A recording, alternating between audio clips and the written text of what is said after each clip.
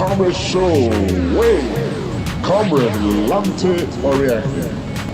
This is the Comrade Show. Okay, Nigerians across the world, greetings to you all, and I salute you all for joining me this evening. Please, if you're joining this broadcast, help share this broadcast right now. My name is Comrade Lamte Oriahi, and of course, it's Hard Gist on the Comrade Show. And today we are going to be looking at 2023 as it's coming and it's approaching, and with all the drama playing out. Today is been very dramatic. Today, the Vice President of Nigeria, Professor Yemi Osinbajo, formally declared to run for the 2023 presidential elections. And of course, everybody have been puzzling, wondering what is happening, particularly looking at his own, Oga Barabara in the house, his benefactor, Oga Bola Ahmed Tinubu and all of that. The drama continues as Tinubu declares an emergency meeting was summoned, of the governors, closed door meeting between the governors of APC and, of course, Bola Ahmed Tinubu. And Tinubu came out, talked to the press, and part of this gist to the press, part of it made some headlines. When somebody asked, your son just declared, and Tinubu immediately disowned his son, and that is talking of the vice president. So it's getting really, really, hotter. But our topic today, we are going to be looking at all the candidates on the field right now, the array of people that are aspirants right now on the field. We're going to be looking at, because I've been talking to people, all over in the diaspora in Nigeria. I've been making a lot of calls today and all of that. And I can tell you, where the mood of the Nigerian people is, swinging. And we are going to be looking at that and all. But before we go into this, please, let's just take some excerpts of the Vice President's declaration today. I think I have a footage to that effect. Share the broadcast. This is going to be interesting.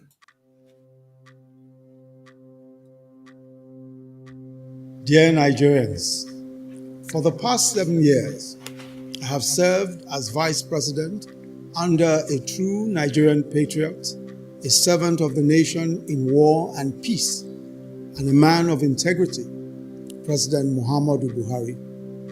We have, together, worked through some of the most difficult times in the history of our nation, but we have remained focused on securing the country, on providing infrastructure and growing our economy.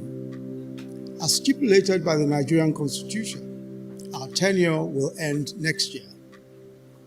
In this period of 7 years, I have served the government in several capacities, and I have, at the direction of Mr. President, represented our country in sensitive, high-level international engagements. I've been to practically all local governments in Nigeria. I've been in markets, in factories, in schools, and farms. I've been in agricultural, mining, and oil-producing communities, in the Delta, in Kebbi, in Enugu, in Borno, in Rivers, in Plateau and Ondo, and in all other states of the Federation, listening to the diverse experiences and yearnings of our people. I've visited our gallant troops in the Northeast and our brothers and sisters in the IDP camps. I've felt the pain and anguish of victims in violent conflicts, terrorist attacks, flooding, fire, and other disasters. I've been in the homes of many ordinary Nigerians in various parts of the country. I have sat with our techpreneurs in Lagos, Edo, and Kaduna, with our Nollywood and Kannywood actors, with our musicians from Lagos, Onitsha, and Kano, and I've spoken to small and large businesses. I stood where they stood, and I sat where they sat. I know their hopes and aspirations and their fears. And I believe that in those hopes and aspirations are the seeds for the great Nigeria that we all desire. I believe that the very reason why the Almighty God gave me these experiences, these insights, and these opportunities is that they must be put to the use of our country and its great peoples. Which is why I am today, with utmost humility, formally declaring my intention to run for the office of the President of the Federal Republic of Nigeria on the platform of our great party, the All Progressives Congress. If by the grace of God and the will of the people, I am given the opportunity, then I believe that first we must complete what we have started, radically transforming our security and intelligence architecture, completing the reform of our justice system, focusing on adequate remuneration and welfare of judicial personnel, and ensuring justice for all and the observance of the rule of law, rapidly advancing our infrastructure development, especially power, roads, railways, and broadband connectivity, providing an excellent environment for businesses to thrive, taking the agricultural revolution to the next level, especially mechanization and developing the farm-to-table value chain, making sure that the government, its agencies and regulators serve the business community, creating a tech economy that will provide jobs for millions of young Nigerians, enhancing our social investment program to a full-scale social welfare program, completing the promise of lifting 100 million Nigerians out of poverty within this decade, completing the task of ensuring that all Nigerians, male and female, attend school, reforming our educational system for relevance to the challenges of this century, completing the task of universal health coverage for all, and strengthening the capacity of states and local governments to deliver on their respective mandates. Above all, front and center of our efforts will be the provision of jobs and opportunities for our young people. I now most solemnly and respectfully seek the support of fellow Nigerians everywhere in this land and the diaspora, young and old, male and female, in the great and exciting journey that we have ahead of us. I seek your own support. We will, working together, establish by the grace of God the Nigeria of our dreams in a few short years. We will build on the foundation laid by our predecessors. We will need to move with much speed, intentionality, and perseverance towards the vision of a prosperous, stable, and secure nation. I'm convinced beyond doubt that we have the creativity, the courage, the talent, and the resources to be the foremost black nation on earth. Let us now birth the expectations of greatness conceived generations before us. Let us build a Nigeria where the man from Nnewi sees the man in Guzo as his brother, where the woman in Warri sees the woman in Jalingo as her sister, where the love of our nation burns alike in the hearts of boys and girls from Boko to Yenagoa, where everywhere in this land is home for everyone, where our diversities, our tribes and faiths unite us rather than divide us. Let our tribes become one tribe, the Nigerian tribe, where all are treated fairly, justly, and with respect, where all are given equal access to the abundant opportunities that God has bestowed on this nation. Well, that's the Vice President of Nigeria, Professor Yemi Osinbajo, declaring formally to run for the presidency of the Nigerian state come 2023. Please, if you are joining, help share this broadcast. What we are seeing right now in Nigeria is no child's play. Today, I had cause to talk with a lot of persons. So I'll talk about this. Well, somebody asked me in the course of our discussion, so why are you taking this thing personal? And I laughed. I laughed because whether we like it or not, we have a nation to save, a nation, that is going down the drain, a nation that is sinking, a nation that has lost her value, a nation that people are not, which citizens are not proud of, a nation where everybody is looking for the exit route because people that have handled the political structure of this nation, they've mishandled it, they've been very corrupt, they've not had pity on the nation, they have killed the nation. 2023 becomes a window where Nigerians can actually truly come together, reflect, look at where we are, look at where we are coming from, and project into where we would be if this nation again falls, in the wrong hands. Whether we like it or not, whether you agree with me or you don't agree with me, today, this nation is very much in the wrong hands. The leadership of President Muhammadu Buhari has killed this nation finally. The leadership of Buhari made this nation not in a good shape. So people came out to support, this ticket of Buhari Osinbajo in 2015, believing that what is left of Nigeria, particularly in the areas of security, economy, and otherwise, will be fixed. But what they have done is to tell us that there is no limit to damage. There is no limit to corruption. There is no limit to reducing, a very well endowed state to a shadow of itself. That everybody in this country, rich or poor, everybody's crying. Everybody's feeling the brunt. Just, was it today or yesterday, I got the news that one of the leaders of Miyetti Allah in Abuja was gunned down by bandits. They use the word bandit. They are still very scared to use the word terrorist.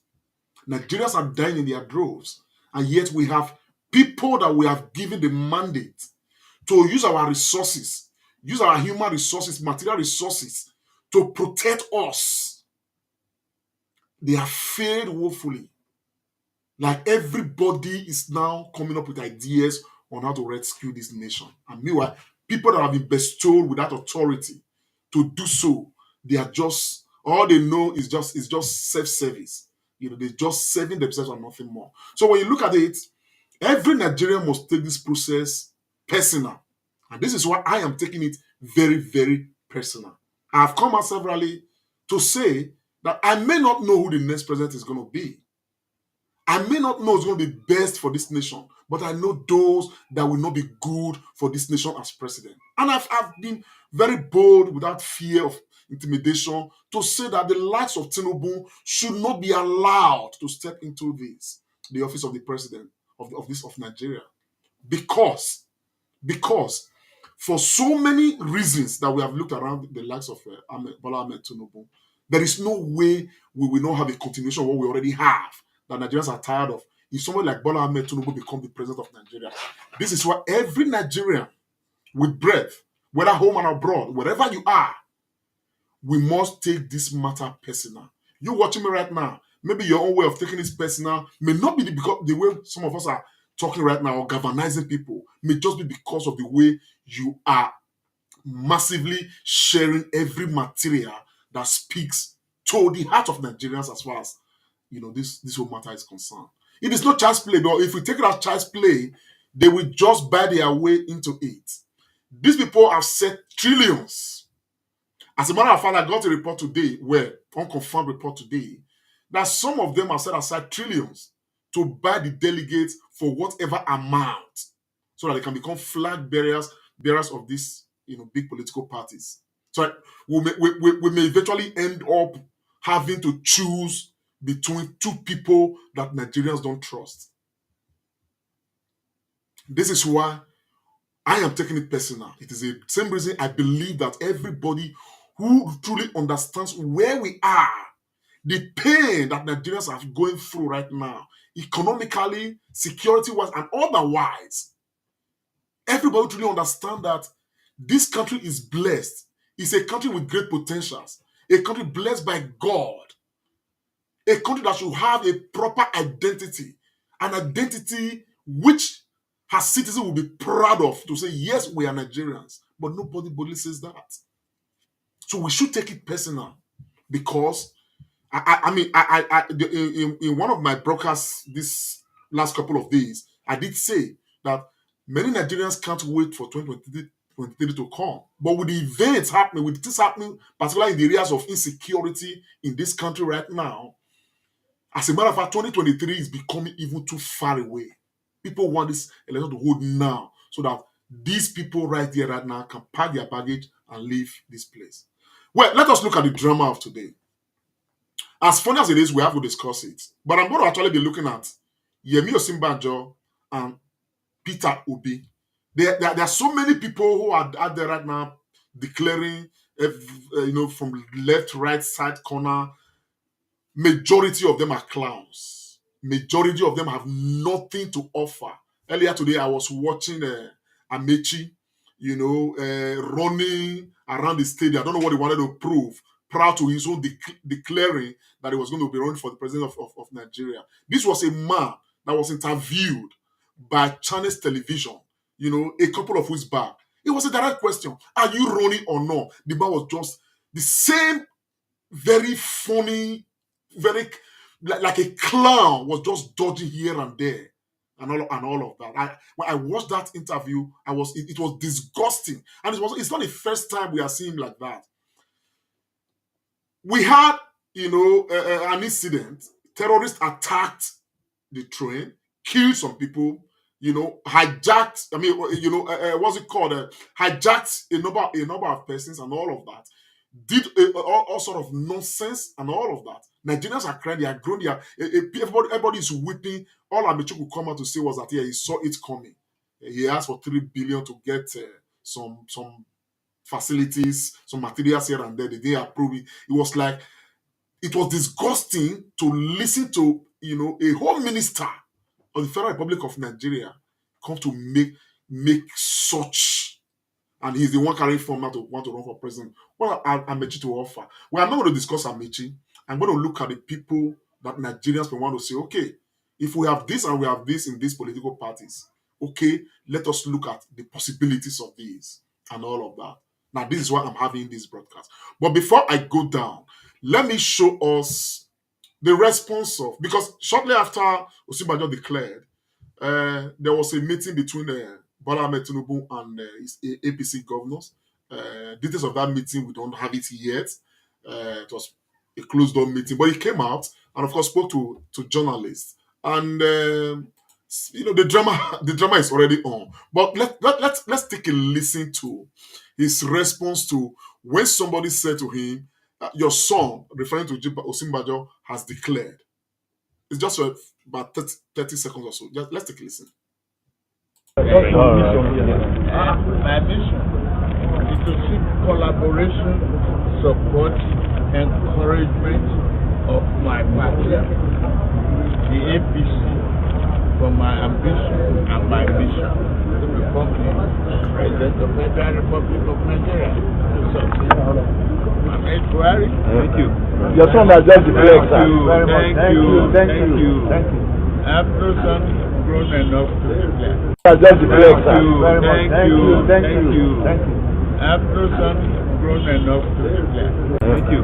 Your son has just declared, sir. Thank you. I have no son grown enough to declare.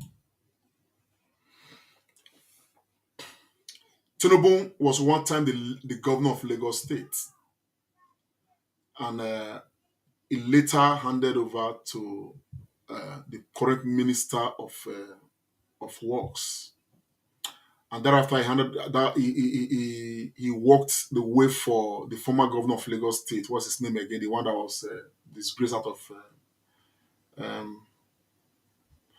Trying to remember his name now. And currently. So, since after Tinubu, as governor of Lagos, he has anointed 3 sons of his to become governors of, Lagos State. Apparently, Lagos is more like Tinubu's property and all of that. Osinbajo was commissioner under Tinubu. He's a political son of Tinubu. So, as a matter of fact, it's a known fact that it was Tinubu who nominated Osinbajo to become the vice president of Nigeria. Tinubu has a lot of political children, everywhere. And somebody told me today that there's been a lot of negotiations between, the Osinbajo camp and the Tinubu's camp. People appealing to Tinubu to anoint Osinbajo to go for the presidency and all of that. And, what's it called? Their discussion broke down severally and all of that. And that was why Osinbajo delayed. As a matter of fact, I was told since last week Osinbajo was going to declare anyhow it goes. And somehow, with what we are seeing right now, it looks like, the relationship between father and son, because of 2023, has already broken down and all of that. And I think this is good for Nigeria. It's healthy for our democracy and all of that. And so somehow, if Tinubu if Osinbajo is running right now, he's running as a man without a known godfather, as it were, without a known godfather.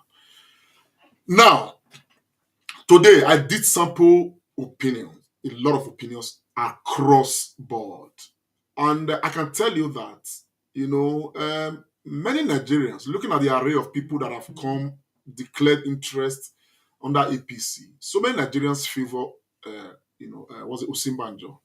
So many Nigerians favor Osinbajo as the man they believe would be able to, do better than what we already have.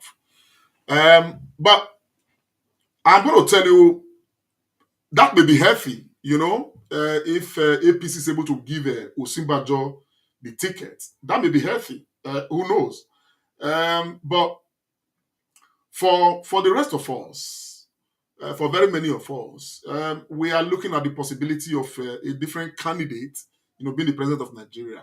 But right now, we're not looking at the president. I'm not discussing who the president will be right now, but the possibility of having two, somewhat acceptable candidates for the two major political parties in Nigeria. Instead of having two people that Nigerians don't accept. Definitely, under PDP, we have somebody like the former vice president Atiku Abubakar.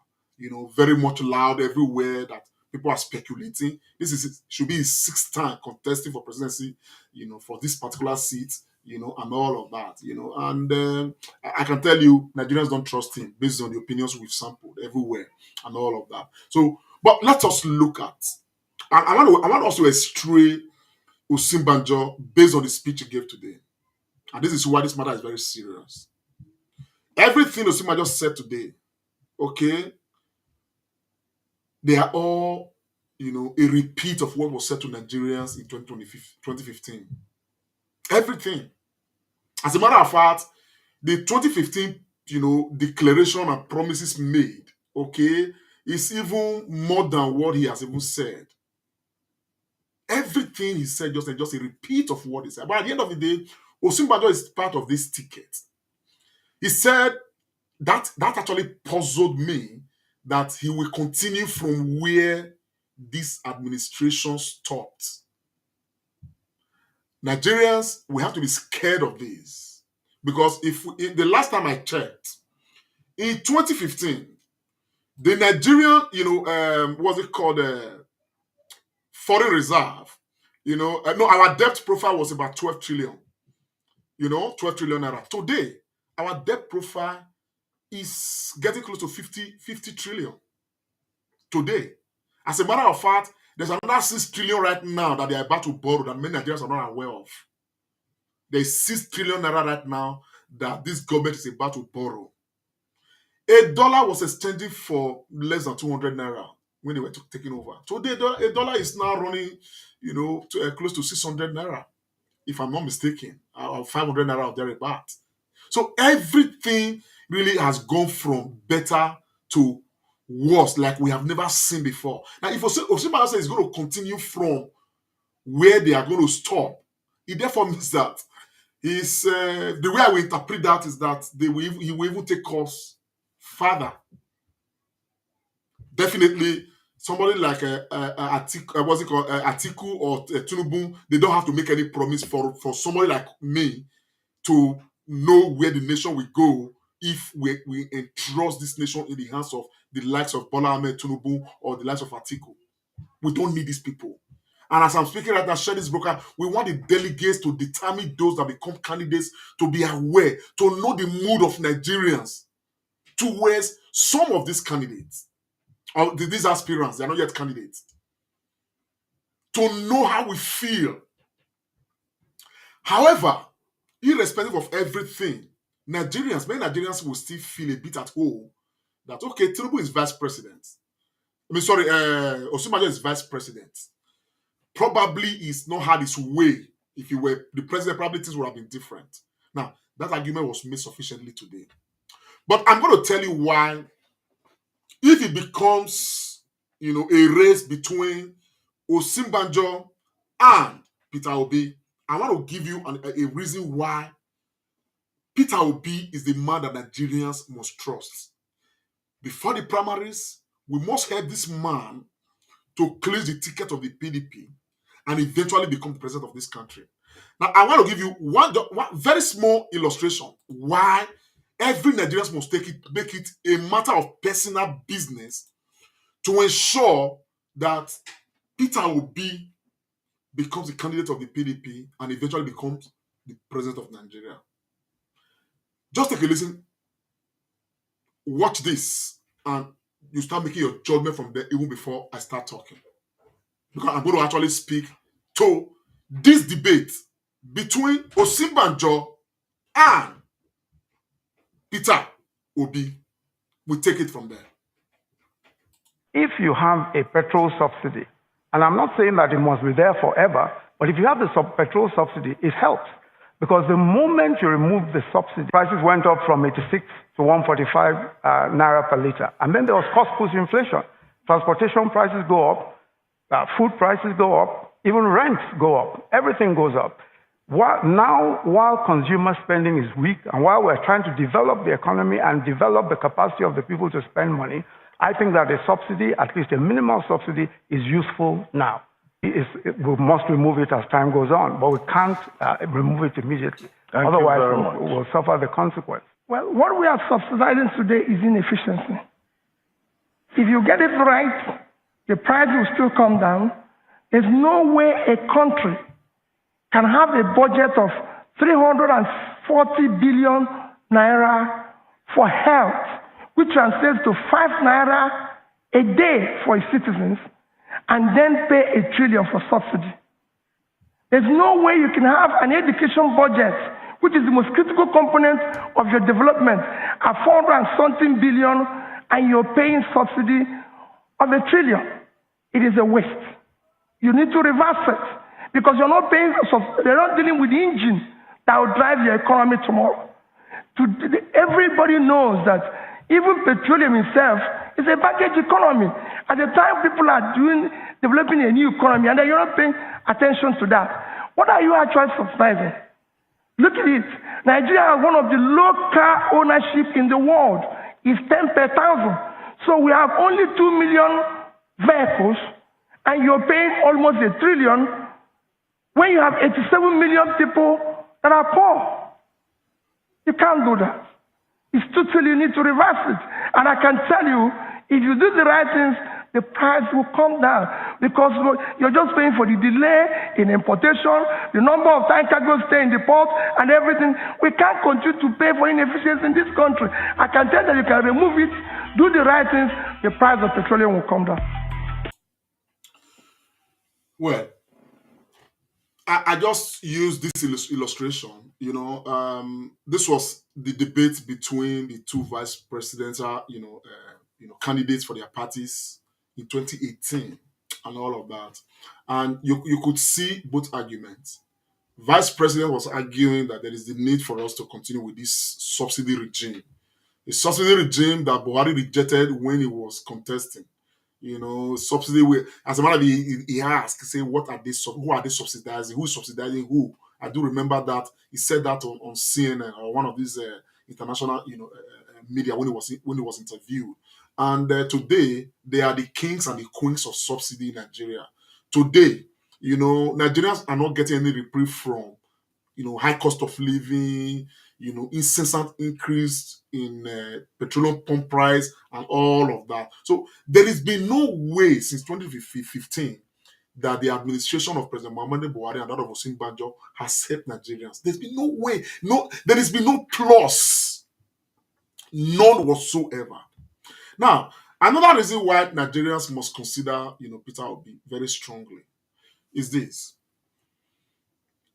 I've looked at all of the people picking forms, all of the aspirants here and there.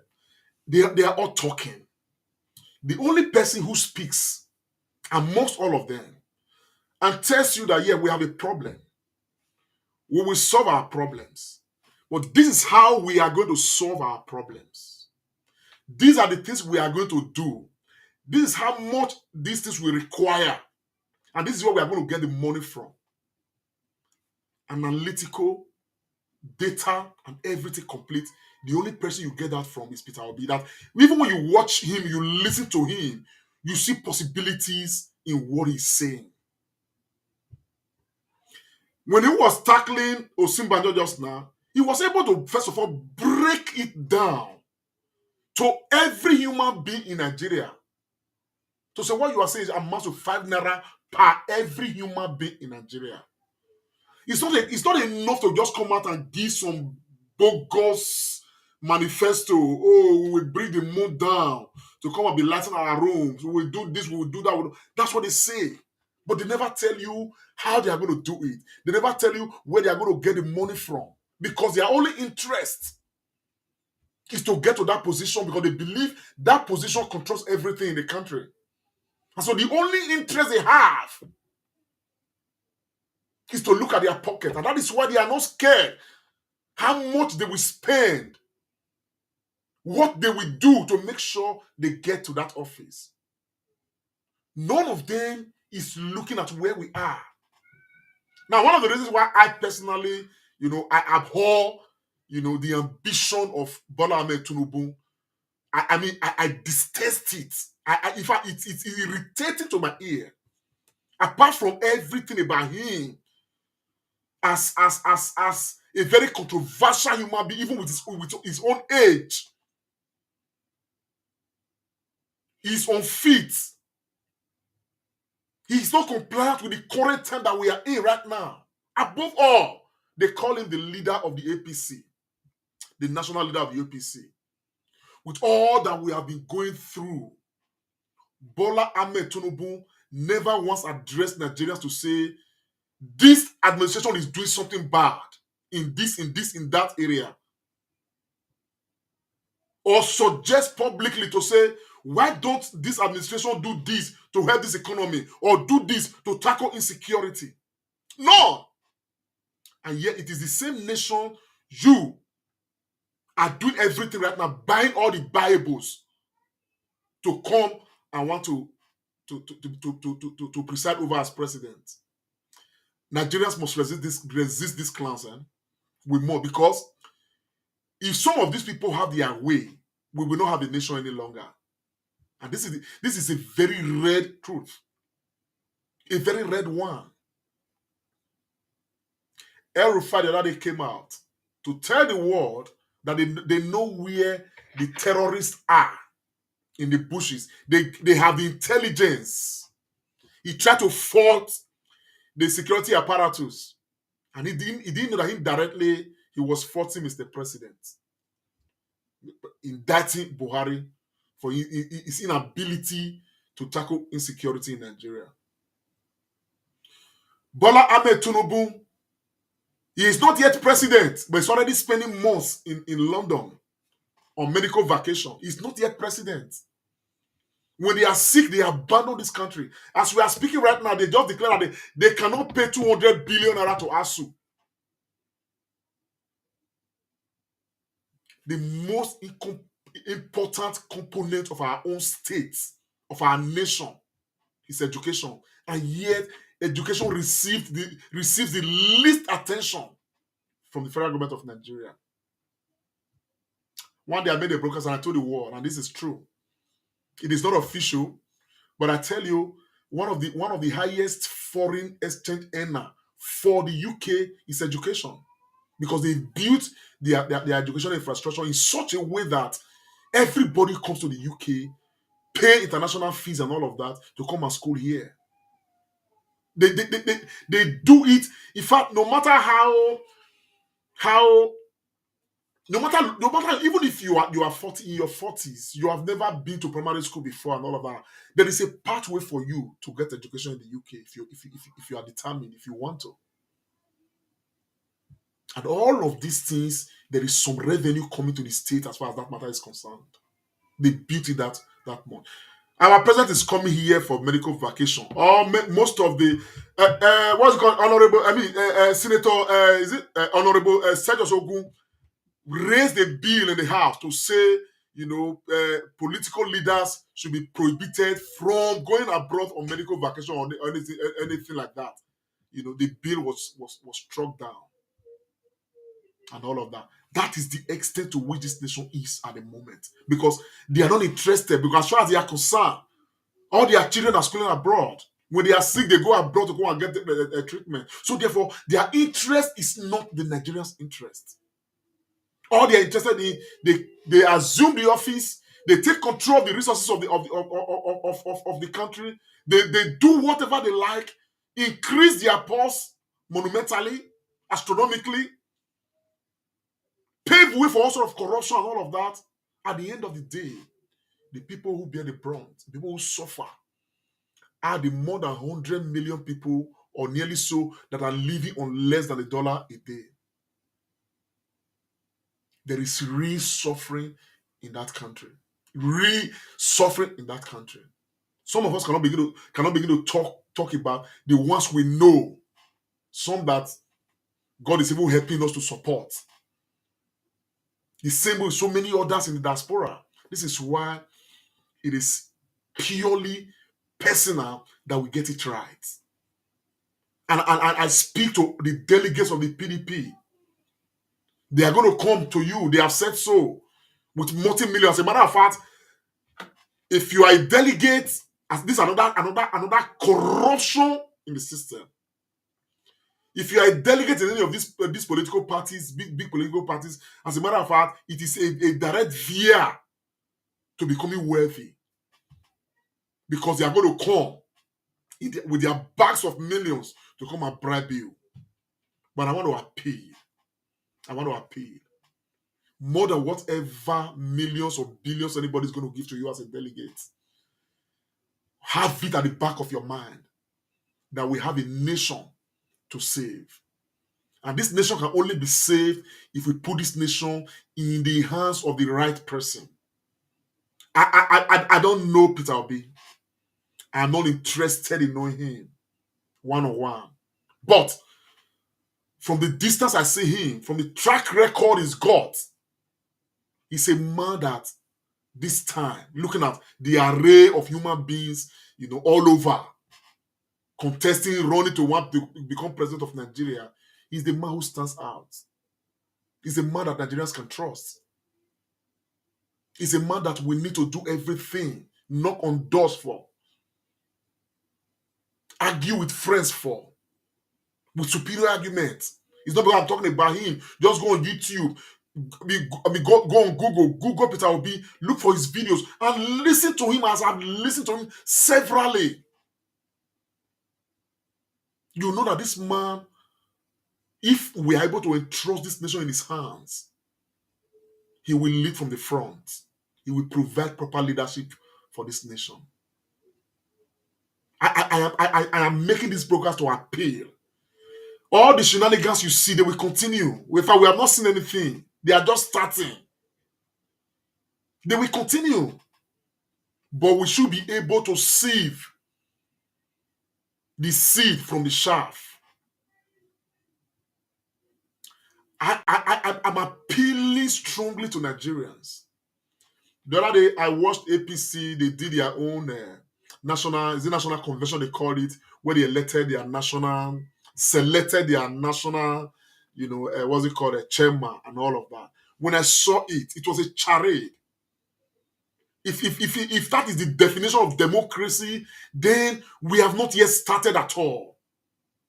It was a shameful thing to behold, the way they selected their national chairman. And many of us saw it coming. Because when the National Assembly looked at the electoral bill and sent it first to Mr. President, he refused to sign because the original electoral bill as amended by National Assembly sent to Mr. President did not carry consensus candidates. But because of the shenanigans, because of the clowns, the selfish and wicked characters around Mr. President, the presidency asked him not to sign. They brought that bill back, and the National Assembly did not return that bill the way it is. They heeded to the presidency and included the what they now call consensus candidate, direct, indirect, and consensus. And so they came. All they now did was to, it was a shame. It was a shame. While I consider APC and PDP to be the same, honestly, I think the APC as a political party, they have finished Nigeria. They have finished Nigeria. Even the political structure we are having, they are destroying it before our very own eyes. We must resist all of these.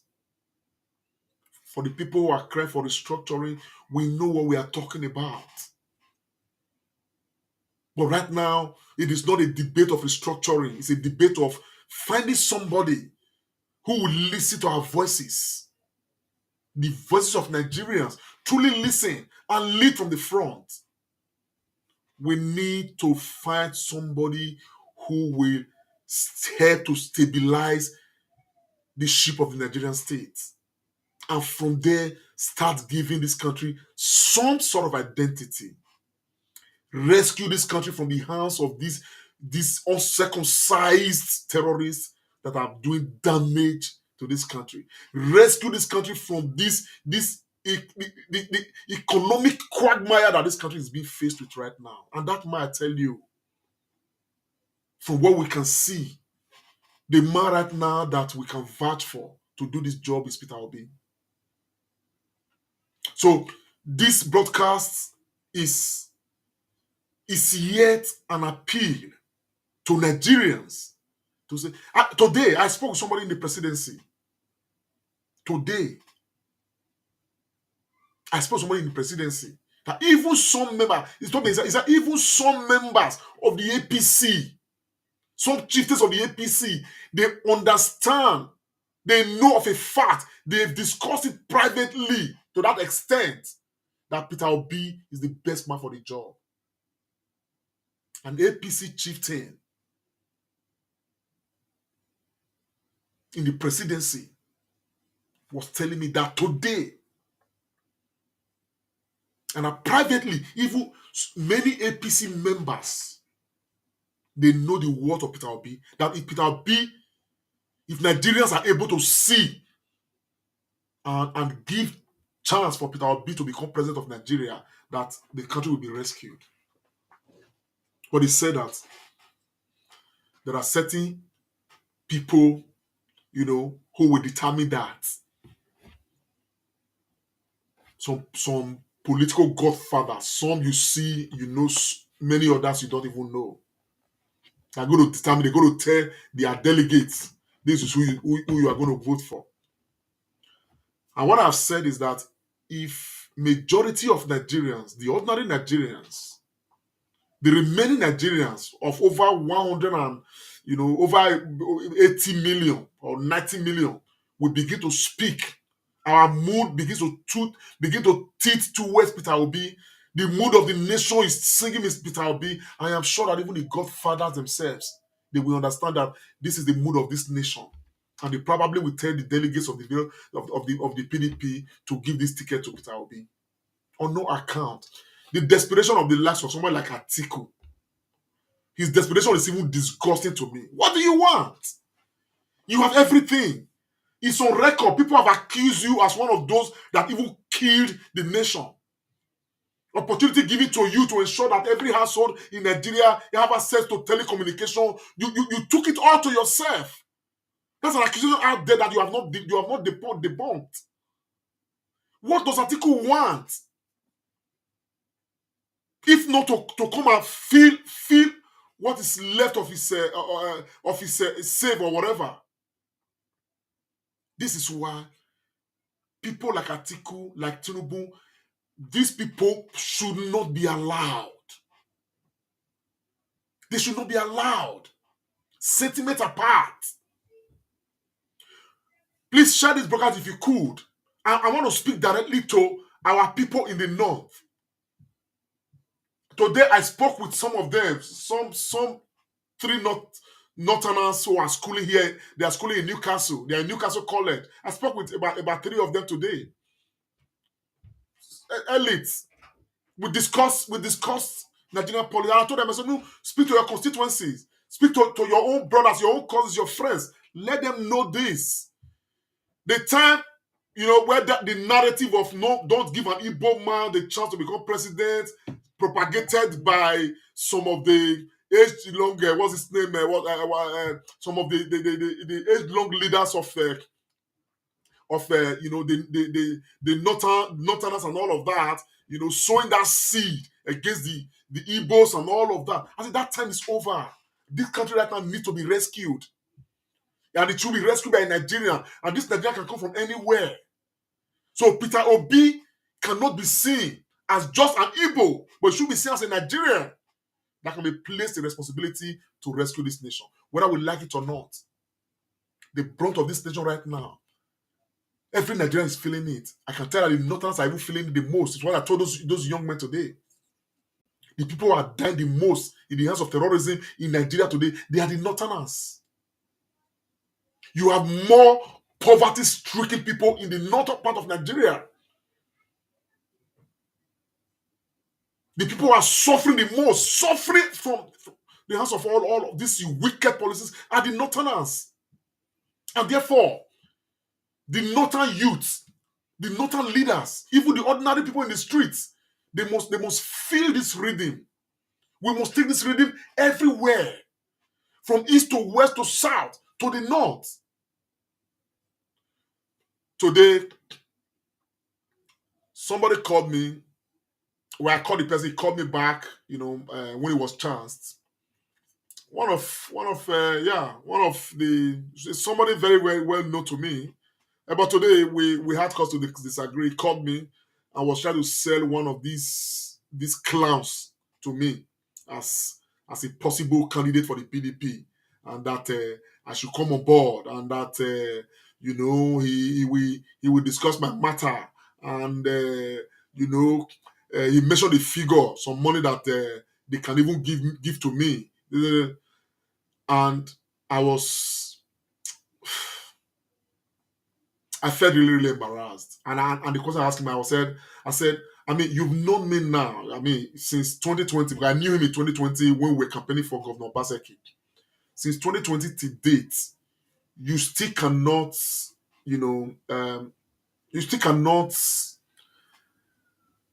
define my person,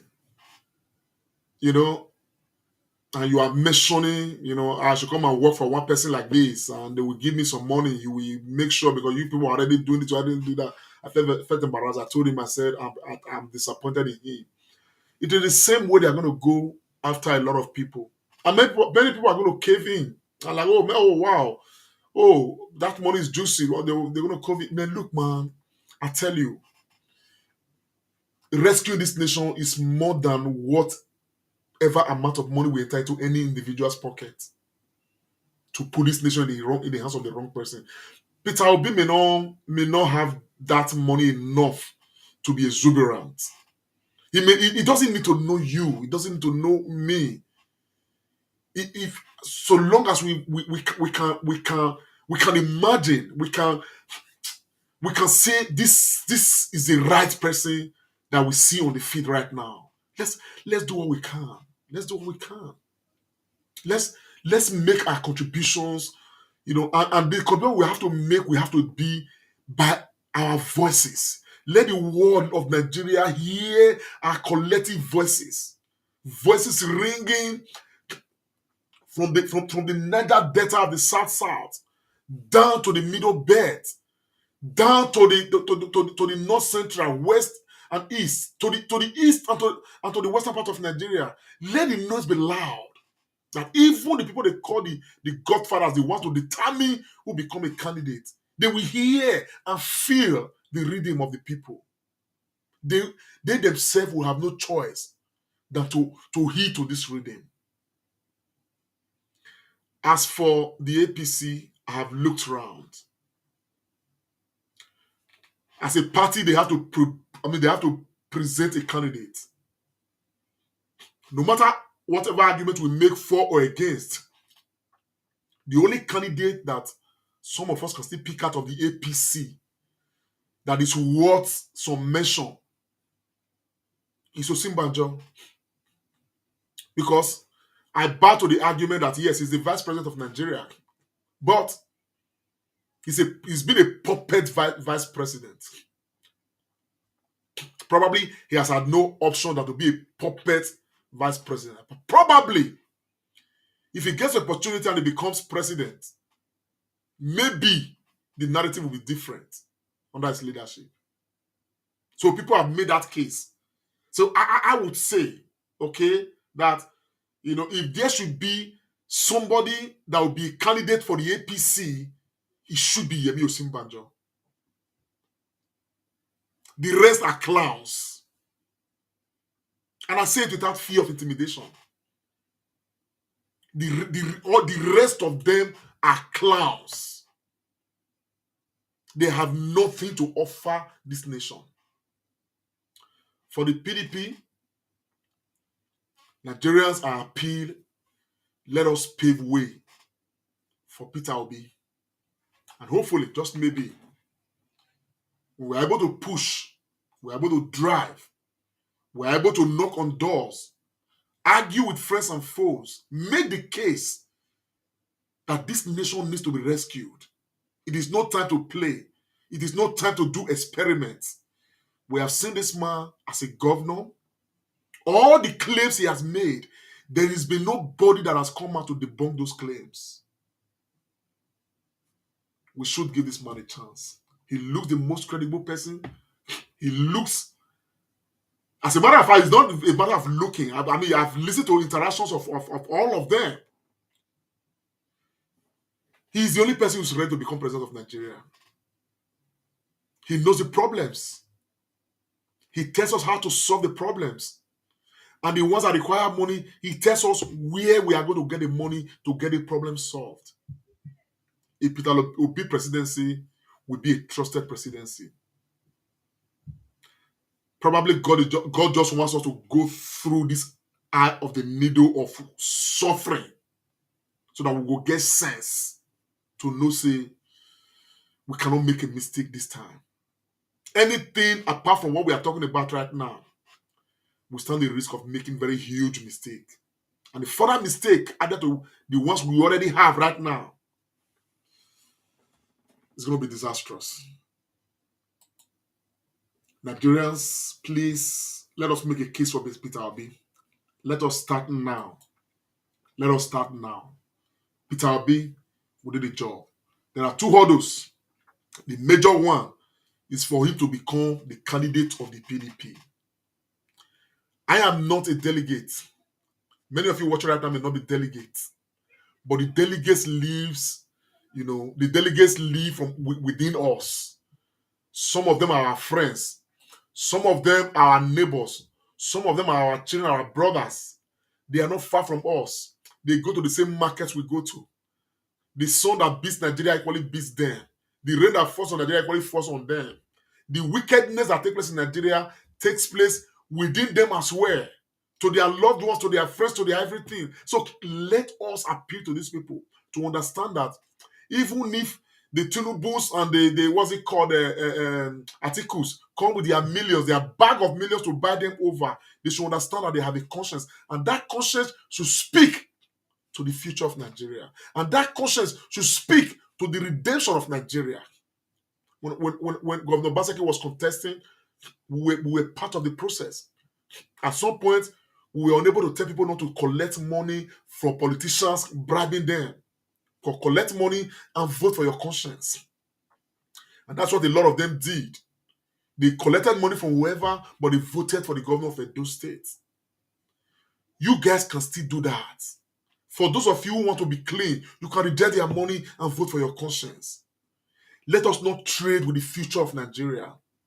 Let us not trade. I beg you, all delegates, whether you are from the southwest, from the south-south, from the southeast, or you are from the north-central, northwest, northeast, wherever you're from the middle belt, all PDP candidates should understand where we are as a nation today. And if you truly love this country, let us see what is left of it. And I tell you, we can all trust Peter Obi to help do the job. For right now, he's the man who stands out. And that is why we'll continue to make the case for Peter Obi. We have a nation to save. Let's take it personal. My people, share this broadcast. My name is Comrade Lamtek Mahonsa Oriahi. It's been a comrade show. I just thought we'll talk about this again. We'll keep on talking, but we'll continue to make the case for Peter Obi. Bye for now. Are you a business owner? Do you make your own products? This is your best opportunity ever. Register your brand now with the first and largest marketplace promoting Nigerian-made products. Get access to over 17 million shoppers and customers currently in need of your products. Download on Google Play Store now to register or visit ekioja.com. Focus on creating your passion. Comrade Show, Comrade Lamte Oriahi. This is the Comrade Show.